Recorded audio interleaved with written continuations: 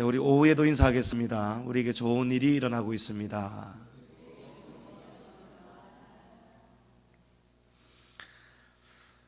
우리 한 주간 묵상할 주제를 보면 제가 사랑이 결정한다, 우리 올로 목사님 천상의 노래 글, 이 글을 이번 주에 한 주간 묵상하자 그래서 이 글을 실어 놓았는데, 여기에 보면 사람은 자기가 좋아하는 것을 바라고 행동한다라고 되어 있습니다.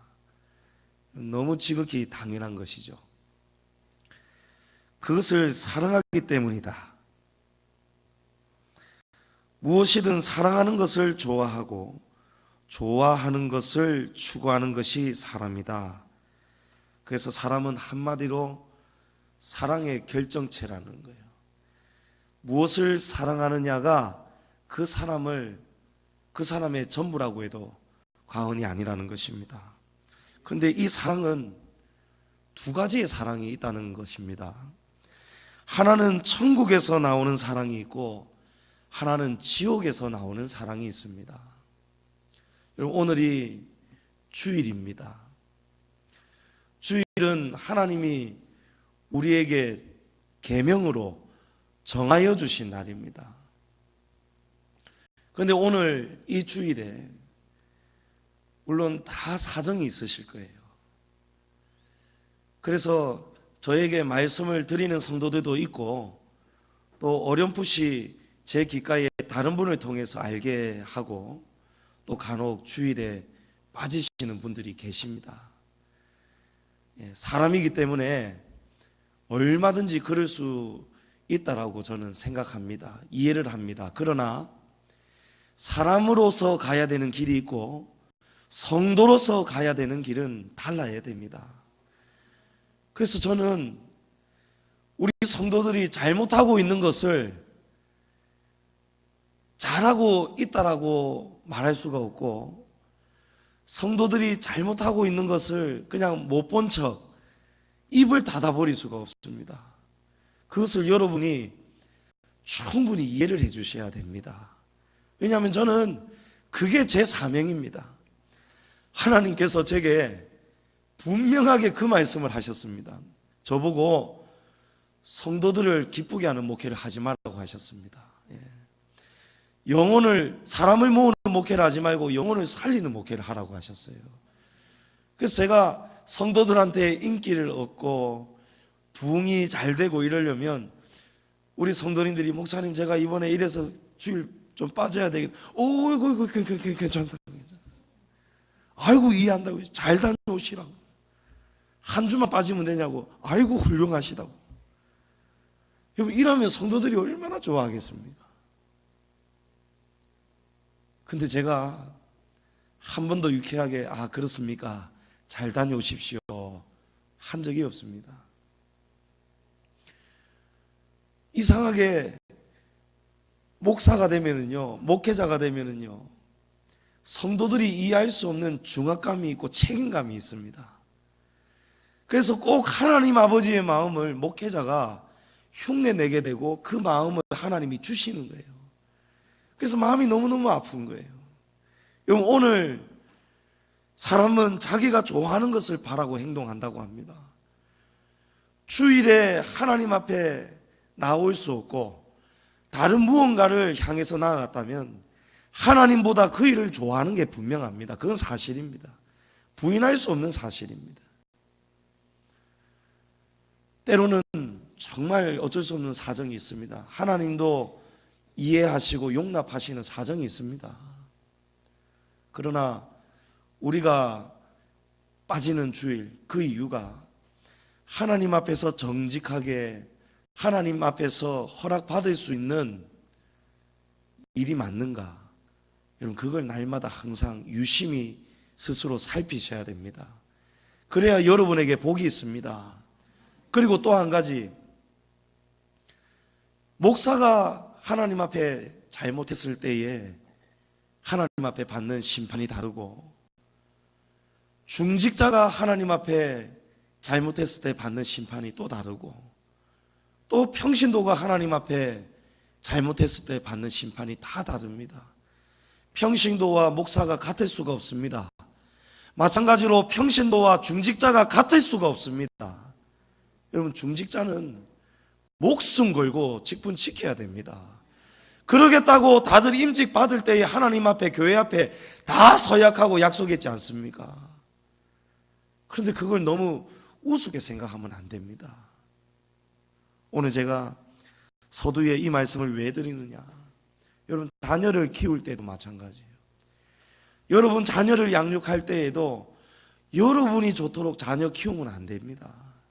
여러분이 좋아하는 것을 바라고 행동하기 위해서 자녀를 그렇게 여러분이 원하는 대로 키우면 안 되신단 말이에요.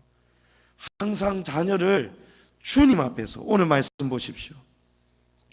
오직 주의 교훈과, 여러분 오직입니다. 오직. 다른 것 안 된다는 거예요. 주님 반하고 부모 반하고 이렇게 조금 적당하게 섞어서 이렇게 하라는 이야기가 아니라는 것입니다. 오직 주의 자녀로, 오직 주의 교훈과 훈계로 양육하라라는 것입니다. 성경을 살펴보면 사실 자녀 교육 성공한 성경의 인물들이 잘 없습니다. 이건 자녀 키우기 정말 힘들죠. 제가 오래전에 들었던 이야기인데도 참 인상 깊었기 때문에 잊을 수가 없어요. 삼성 이병철 회장의 이야기. 삼성의 이병철 회장이 정말 없는 것이 없고 부족함이 없는데, 권력도 있고 돈도 많고 부족함이 없는데 안 되는 것 세 가지가 있다는 거예요. 그게 첫 번째가 마누라가 마음대로 안 된답니다. 예. 마누라가 마음대로 안 되고, 두 번째가 골프가 마음대로 안 된다는 거예요. 그렇게 연습하고 그렇게 오랫동안 공을 쳤는데도 골프 마음대로 안 된다는 거예요. 그리고 마지막으로 세 번째가 자식이 마음대로 안 된다는 거예요. 아브라함이 이삭을 그래도 은혜 가운데 약속의 상속자로 잘 세웠습니다.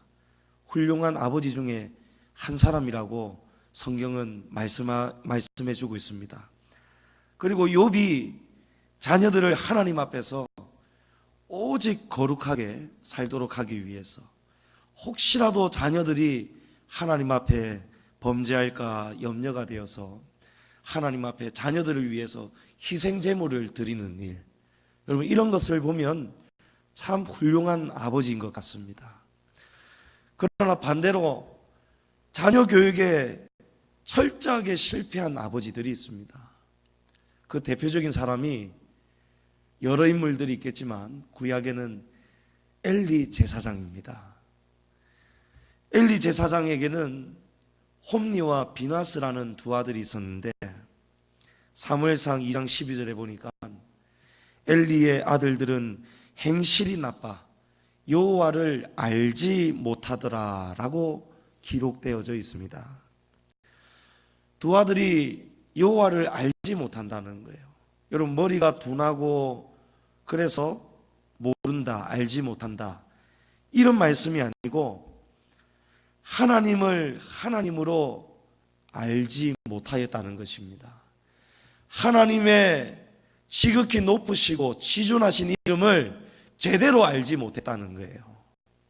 그리고 하나님의 권위를 인정하지 않았다는 것입니다.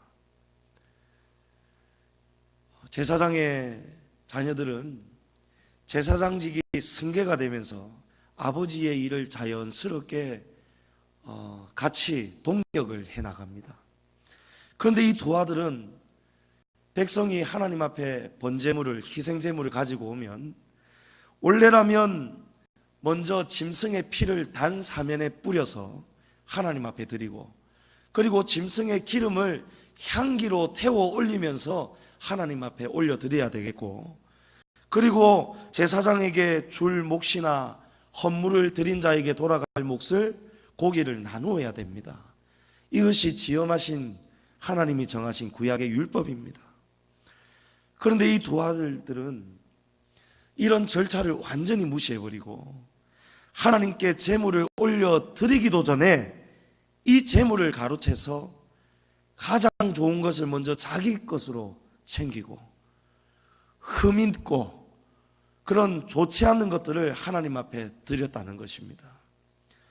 사무엘상 2장 17절에 이 소년들의 죄가 여호와 앞에 심히 크면 그들이 여호와의 제사를 멸시함이었더라 라고 되어 있습니다. 이 행위가 하나님을 멸시하였다는 것입니다. 하나님 앞에서 엄청난 죄악을 저질렀다는 것이죠. 하나님께서 가만히 두고 계시지 않았습니다. 하나님이 그 아버지 엘리 제사장에게 하나님의 사람을 보냈습니다. 그리고 경고하셨습니다. 너희는 어찌하여 내가 내 처소에서 명령한 내 제물과 예물을 밟으며 내 아들들을 나보다 더 중히 여겨 내 백성 이스라엘이 드리는 가장 좋은 것으로 너희들을 살찌게 하느냐. 하나님이 엄하게 물으셨습니다. 그리고 하나님이 이어서 하시는 말씀이 내가 전에 내 집과 내 조상의 집이 내 앞에 영원히 행하리라 하였으나 이젠 나 여호와가 말하노니 결단코 그렇게 하지 아니하리라. 나를 존중히 여기는 자를 내가 존중히 여기고 나를 멸시하는 자를 내가 경멸하리라. 하나님이 말씀하셨어요. 전에 하나님께서 엘리 제사장에게 이 말씀을 주셨다는 거예요. 내가 너의 집과 내 조상의 집인 내 앞에서 영원히 복을 받도록 하겠다. 복이 우리에게 주어지는 것입니다. 그런데 이 복이 어떻게 끊어지느냐? 우리의 자녀들이 하나님 앞에서 하나님께 드리는 제사를, 하나님의 제사를 멸시할 때에, 하나님을 제대로 예배하지 않을 때에, 그때 하나님은 이 가문에게 주었던 약속을 하나님은 취소하겠다는 것입니다. 그래서 나를 존중히 여기는 자를 하나님은 존중히 여겨주시고, 하나님을 경멸하는 자, 하나님을 멸시하는 자를 하나님은 내어치겠다는 것입니다. 여러분, 오늘 낮에 원로 목사님하고 이런 여러 대화를 하면서 이런 이야기를 나누었습니다. 우리 신앙생활에도 좀 플렉시블, 좀 융통적으로 우리가 좀 신앙생활 할 수 있으면 얼마나 좋겠는가. 어쩔 수 없어서 결혼식이 있고 여행을 가고 어쩔 수 없어서 자주 빠지는 것도 아니고 1년에 어쩌다가 한두 번 빠지는데도 왜 그걸 목사님은 싫어라 하실까? 왜 우리의 마음을 불편하게 하실까? 그거 어떻게 보면 너무 융통성이 없는 거 아니겠습니까? 여러분, 저는 굉장히 융통적인 사람입니다. 예, 정말 그렇습니다. 저는 굉장히 열려 있습니다. 예, 왜 대답들이 없으실까요? 예, 저 굉장히 열려 있습니다. 그렇지만 진리 앞에서는 절대 양보할 수 없습니다. 왜냐하면 이거는 정해져 있는 법이기 때문에 그렇습니다. 예. 다니엘이 그 한 달 동안 그 좀 다른 신에게 절하지 못하라고 할 때 그걸 좀 듣고 사자굴에 던져지는 것보다 좀 한번 융통적으로 살아서 하나님 믿고 섬기는 게 살아서 하나님을 더 섬겨드리고 전도하고 이러는 게 더 하나님의 일을 많이 하는 것이고 주님의 나라와 교회를 위한 일 아닌가. 여러분, 이거 아닙니다. 가짜입니다. 속는 것입니다. 다니엘은 에스더의 고백과 같이 죽으면 죽으리라 그러고 뜻을 정하여 하루 3번 꼭 전과 같이 기도했습니다. 그리고 사자굴로 던져졌잖아요. 그런데 죽었습니까? 아닙니다. 하나님이 말씀하시기를 나를 존중히 여기는 자를 내가 존중히 여겨주겠다는 거예요. 그러나 나를 존중히 여기지 않고 자기 마음 가는 대로 자기가 좋아하는 것을 바라고 자기가 원하는 것을 사랑하고 그 길로 걸어가는 자들에게는 하나님이 존중히 여겨주시지 않는다는 것입니다. 우리가 필요하고 어려울 때 하나님 좀 도와주세요 라고 할 때 하나님이 발짱 끼시고 기가 차서 바라보시는 거예요. 네가 내게 과연 이렇게 할 자격이 있느냐? 네가 나를 사랑하는 것이 아니고 세상을 더 사랑하고, 디모데후서 3장 말씀처럼 마지막 때가 되면 사람들이 전부 다 자기를 사랑한답니다. 자기를 사랑한다는 것은 다 포함이 되어 있는 거예요. 돈도 사랑하고, 자기 자식도 사랑하고, 자기 시간도 사랑하고, 자기가 좋아하는 것을 하나님보다 더 사랑한다는 것입니다, 여러분. 그렇게 살면 우리가 하나님 앞에서 무엇으로 심고 무엇으로 거둘 수 있겠느냐 말입니다. 하나님께서 이 말씀을 엘리 제사장에게 경고하셨습니다. 그때 엘리 제사장이 이렇게 아들들을 부르고 말합니다. 사무엘상 2장 24절에 내 아들들아 그리하지 말라, 내게 들리는 소문이 좋지 아니하니라 라는 거예요. 하나님께서 경고하셨는데 하나님의 그 두려운 말씀으로 교훈하고 훈계하는 것이 아니고, 내 아들들아 그리하지 말아라, 내게 들리는 소문이 별로 안 좋다.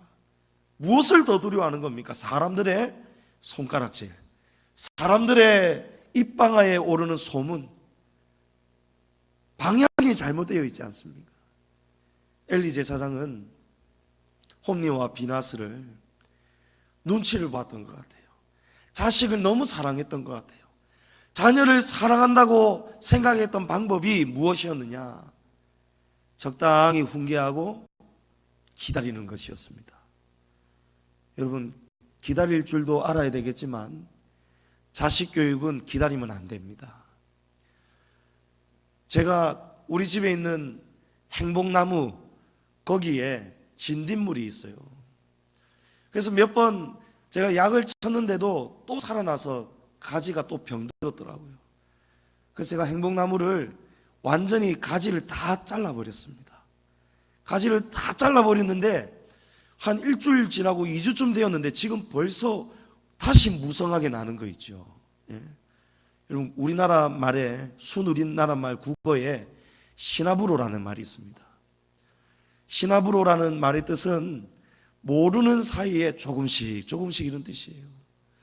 여러분, 자녀를 기다리는 것은 좋지만 기다리는 사이에, 자녀가 모르는 사이에 조금씩 자녀들의 마음 안에 잡초가 무성하고 나쁜 열매가 맺어질 수도 있다는 거예요. 여러분, 자녀는 그 즉시로 가르쳐야 됩니다. 왜냐하면 지나고 나서 매를 들면 자녀가 왜 혼나는지를 모릅니다. 부모도 그때에 훈계해야 되는 그 말씀이 부모의 마음속에서도 약해진다는 거예요. 엘리 제사장이 한참을 기다렸습니다. 그런데 한참을 기다린 결과가 무엇인가? 사무엘상 2장 21절에 보니까 엘리가 매우 늙었을 때에 들리는 소식은 하나님의 거룩한 성막문에서 수종드는 여인들과 동침하였음을 들었다는 사실입니다. 실제로 성경 말씀에 엘리가 늙었을 때에 한참 늙었는데 어떤 또 소식을 듣게 되느냐? 홈리와 비나스가 하나님의 거룩한 회막문 앞에서 수종을 드는 그 거룩한 여인들을 건드리고 동침했다는 것입니다. 결국은 하나님의 심판이 임합니다. 잘못된 자녀의 교육은 엘리의 집안을 완전히 무너뜨립니다. 몰락해버리고 마는 거예요. 두 아들이 전쟁터에 나가서 한날에 죽습니다. 그리고 하나님의 언약궤를 빼앗겨버립니다. 제사장으로서 있을 수 없는 일이죠. 하나님이 너희 같은 자들에게서는 나의 궤를 내가 너희 앞에 맡길 수 없다는 거예요. 그리고 이 소식을 들은 엘리는 의자에 앉아 있다가 충격을 받고 넘어지면서 목이 부러져서 그 자리에서 죽습니다. 두 아들도 죽고 아버지도 죽습니다. 그리고 또 며느리가 그날에 그 순간에 아이를 출산하고 있었는데 이 잉태하다가 아이도 죽고 며느리도 죽고 다 죽어져 버리는 거예요. 하나님의 말씀처럼 나를 존중히 여기지 않는 자, 나를 멸시하는 자를 내가 경멸하리라. 여러분, 경멸이 무엇인지 아십니까? 경멸한다는 것은 하나님이 우리를 잡아뜨리고 넘어뜨리고, 이런 하나님이 우리처럼 치졸하게 사람을 그렇게 방해하고 이러는 게 아니에요. 경멸은 뭐냐면 하나님이 우리에게서 고개를 돌리시는 게 경멸입니다. 하나님이 여호와의 눈이 우리를 향하지 않으시면 낮의 해와 밤의 달이 하나님의 눈이 우리를 지키시기 때문에 우리를 해할 수가 없는데, 하나님께서 우리에게서 눈을 돌려버리시는 거예요. 하나님이 우리를 경멸히 여기시고 내가 너희를 다시는 보지 않으리라. 그리고 하나님이 눈을 돌리시면은 원수 마귀가 우리를 언제든지 넘어뜨리고 해코지할 때에도 하나님이 도와주시지 않으시고 막아주시지 않는 것입니다.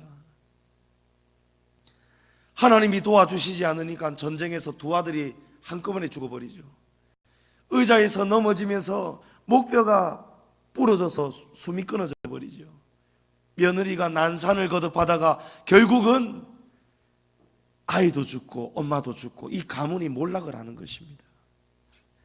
여러분, 그래서 하나님께 드리는 제사가 중요합니다.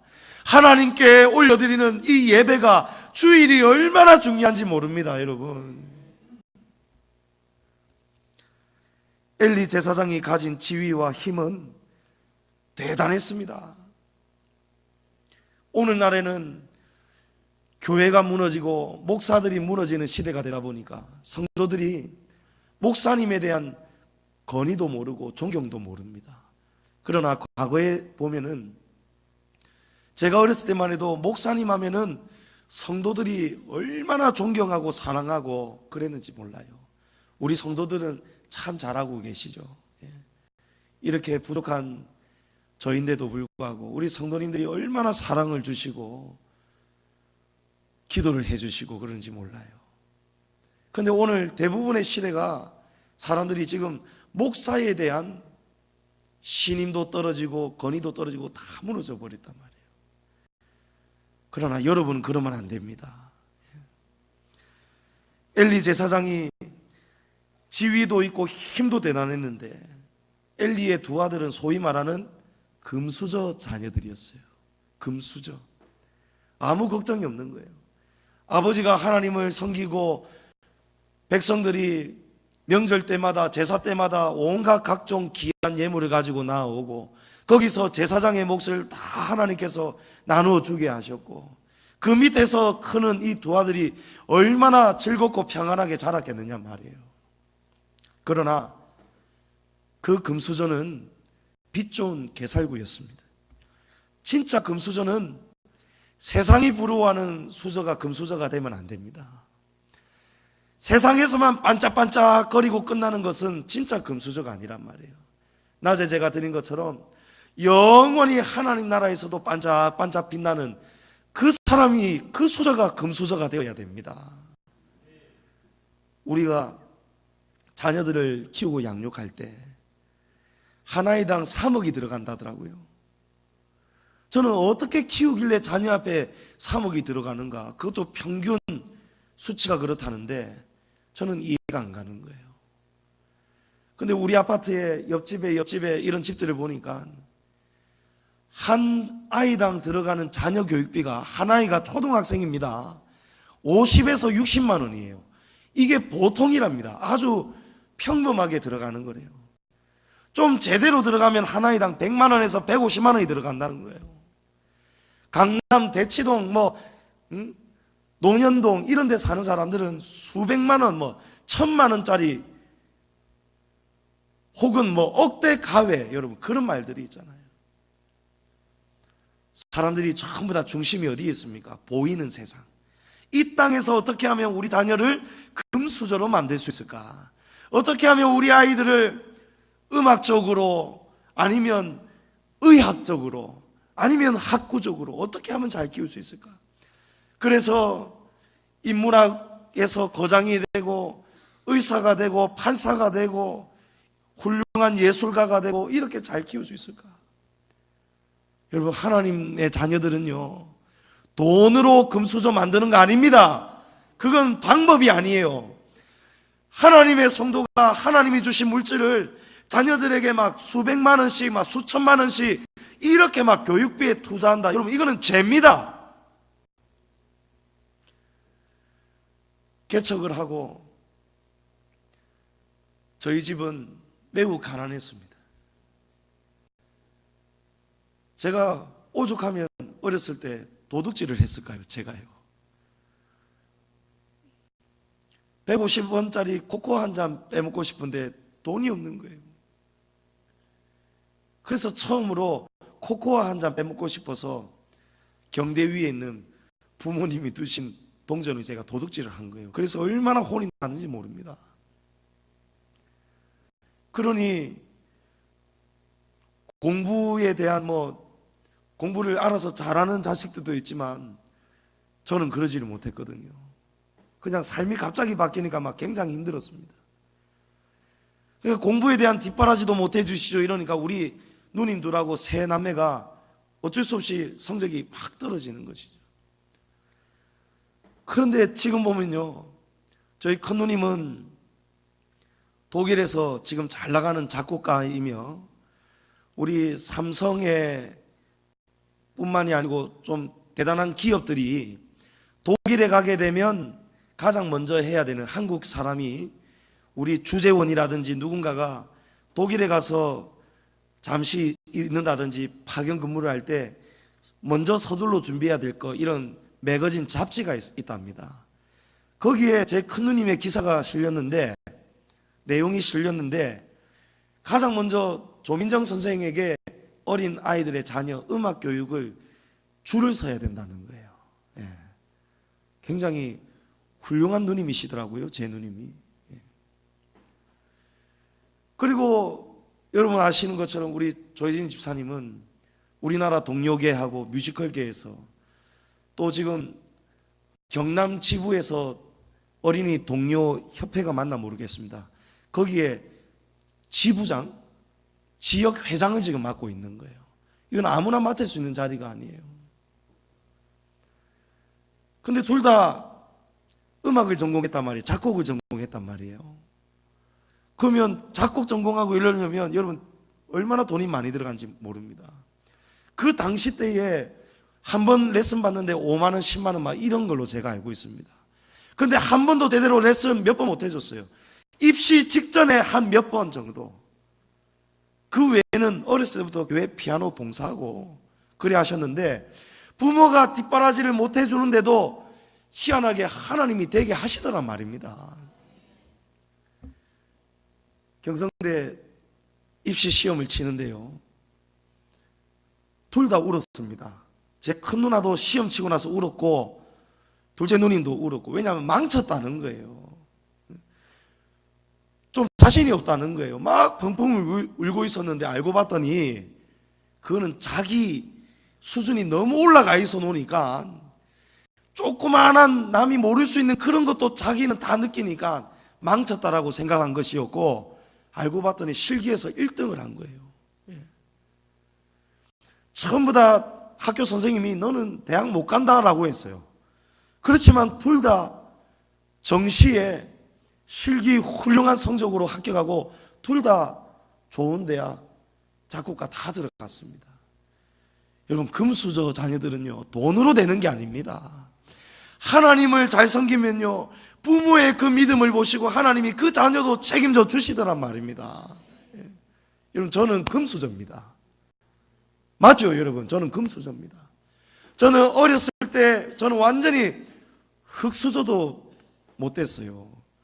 왜냐하면 호주머니에 50원 동전 하나 못 가지고 다니고, 맨날 저는 제일 싫었던 게 요 팔에 이거 뭐라고 합니까? 이거 토시 같은 거 동그란 이거 빵꾸 커다랗게 메우는 거 있잖아요. 이런 거 커다랗게 빵꾸 떼운 거 옷 입고 다니고, 저 그게 너무 싫었단 말이에요. 학교에 육성회비 내야 되는데 제때 못 내고 그러는 게 너무너무 괴로웠단 말이에요. 정말 저는 흙길 속에 살았어요. 뭘 제대로 누려보지를 못했습니다. 왜냐하면 부모님이 하나님께 너무 다 드렸기 때문에. 그러나 부모님은요, 자녀를 버린 게 아니었습니다. 자녀를 버린 게 아니고 이 자녀들을 위해서 밤마다 교회에서 주님의 일하면서 눈물을 흘리며 하나님 우리 자녀들을 책임져 주십시오. 여기 이 땅에 건축비가 주민들의 방해로 다 날아가 버리고 땅 팔 돈이 없었어요. 그때 교회의 재정이 다 바닥났을 때 우리 자녀들 한 사람당 500만 원씩, 오늘로 치면 한 5천만 원쯤 되지 않겠나 싶습니다. 그걸 한 해 앞에 500만 원씩 넣어두던 1,500만 원, 그거를 마지막 재산인데 그거는 부모로서 자식에게 해주기 위한 마지막 돌이라서 하나님 앞에 요거는 하나님 좀 남겨놓겠습니다. 집이며 퇴직금이며 다 드리겠는데 요거는 부모로서 최소한의 도리를 할 수 있도록 하나님 챙겨놓겠습니다 하였던 그 돈을 다시 이 땅을 파서 주님의 교회를 짓기 위해서 하나님 앞에 또 드렸다는 거예요. 제가 그 이야기를 중학교 머리 굵어진 다음에 알게 된 다음에 제가 반항이 생겨가지고 아버지에 대한 미움, 막 원망, 막 이런 것 때문에 막 뒤집어지더라고요. 그런데 그 복을 지금 제가 받고 있는 겁니다. 그때 하나님 앞에 드리면서 아버지 어머니께서 하나님 이제 부모로서 우리 자녀들을 책임질 수 있는 아무 힘이 없습니다. 이제 하나님이 책임져 주십시오. 우리 자녀들 결혼 문제, 장래 문제 하나님이 책임져 주십시오. 그렇게 기도하였더니 정말 하나님께서 저희들을, 특별히 저를 하나님이 책임져 주시더라고요. 여러분, 제가 우리 동네 주민들은요, 저를 막 뒤에서 막 쑥닥쑥닥 하는 소리도 들리고요, 실제로 저 밑에 있는 어느 교회 장로님은 저를 알거든요. 근데 그 장로님이 제가 사는 아파트 옆 라인에 삽니다. 그러니까 그 장로님이 참으로 이해가 안 된다는 거죠. 분명히 저 목사님이 아버지 교회 어렵고 힘들고 이래서 십자가지로 갔다고 했는데 어떻게 해서 저 목사님이 이렇게 부자들 사는 이런 아파트에 살 수 있는가 궁금하다는 거예요, 사람들은요. 여러분, 그 집을 아버지 어머니가 사주신 집이 아니죠. 하나님이 주신 집입니다. 정말 하나님이 주신 집입니다. 하나님은 사람을 통해서 역사하신다는 거예요. 하나님은 여러 가지 환경을 통해서 결국에는 제가 할 수 없고 부모님이 할 수 없는 일들을 하나님께서 이 자녀를 책임져 주시더라고요. 여러분, 제가 얼마나 좋은 집에 사는지 모릅니다. 와보신 분들은 아실 거예요. 제가 제 나이에 누릴 수 없는 지금 자리에 있습니다. 그것도 집이요 10원도 채무가 없습니다. 하나님이 그렇게 만들어 주시더라고요. 여러분, 진짜 금수저는요, 하나님이 부어주시는 게 진짜 금수저입니다. 이거 본론 들어가지도 못했는데 이거 큰일 났습니다. 여러분, 이를 어찌하면 좋단 말입니까? 여러분, 나머지는 다음 주일 오후에 계속하기로 하고, 여러분 정말 금수저다운 금수저로 키우셔야 돼요. 여러분 자녀를 하나님을 두려워하고 하나님 앞에서 복을 사모하는 자녀로 키우시기를 축복합니다. 여러분, 진짜는요, 진짜는 하나님으로부터 오는 것이 진짜입니다. 사람이 줄 수 있고 사람이 거둘 수도 있는 거, 이건 가짜지 않습니까?